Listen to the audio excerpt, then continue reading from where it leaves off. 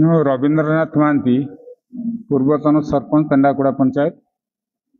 ଆମ ଘର ହେଉଛି ଜୈତଣ ଗ୍ରାମରେ। ଘଟଣା ହେଉଛି ଏ ଅନୁଷ୍ଠାନଟି ଏକ ଆମ ଗ୍ରାମର ସର୍ବପୁରାତନ ଅନୁଷ୍ଠାନ ଏବଂ ବାୟା ବାବାଙ୍କର ଏଇଟା ହେଉଛି ଗୋଟେ ସାଧନା ପୀଠ। ଏଠି ଆଜିକି 85 ବର୍ଷ ଧରି ଏଠି ମହାଯଜ୍ଞ ହେଉଛି। ପବିତ୍ର ଅକ୍ଷୟ ତୃତୀୟା ଠାରୁ ଆରମ୍ଭ କରିକି ଚନ୍ଦନ ପୂର୍ଣ୍ଣିମା ପର୍ଯ୍ୟନ୍ତ ଏ ମହାଯଜ୍ଞ ଅନୁଷ୍ଠିତ ହୁଏ ମହାସମାରୋହରେ।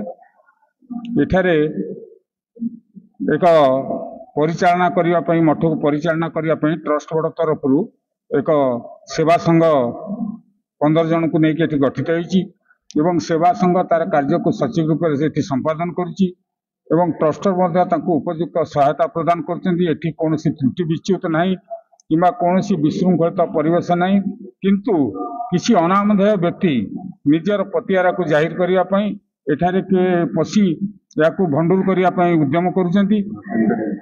ଗତ 3 ତାରିଖ ଦିନ ସୋସିଆଲ ମିଡ଼ିଆରେ ବିଭିନ୍ନ ପ୍ରକାର ବୟାନ ଦେଇ ଅନୁଷ୍ଠାନକୁ ବଦନାମ କରିବାକୁ ସେ ଚେଷ୍ଟା କରୁଛନ୍ତି। ତେଣୁ ଆମେ ପ୍ରଶାସନିକ ସ୍ତରରେ ପ୍ରଶାସନିକ ଅଧିକାରୀମାନଙ୍କୁ ଅନୁରୋଧ କରୁଛୁ, ଏ ସୋସିଆଲ ମିଡ଼ିଆ ଏବଂ ଏ ଯେଉଁ ଅନାମଧେୟ ବ୍ୟକ୍ତିଙ୍କର କାର୍ଯ୍ୟକଳାପ ପ୍ରତି ଟିକେ ଦୃଷ୍ଟି ଦିଅନ୍ତୁ ଏବଂ ଏ ଯଜ୍ଞଟି ମହାଯଜ୍ଞଟି ଯେମିତି 10 ତାରିଖ ଆରମ୍ଭ ହୋଇ 23 ତାରିଖ ଦିନ ସୁରୁଖୁରୁ ଭାବରେ ସମ୍ପାଦନ ହେବ, ଏଥିପ୍ରତି ମଧ୍ୟ ଆମେ ପ୍ରଶାସନିକ ଅଧିକାରୀମାନଙ୍କୁ ଅନୁରୋଧ କରୁଛୁ ଟିକେ ଦୃଷ୍ଟିପାତ କରନ୍ତୁ।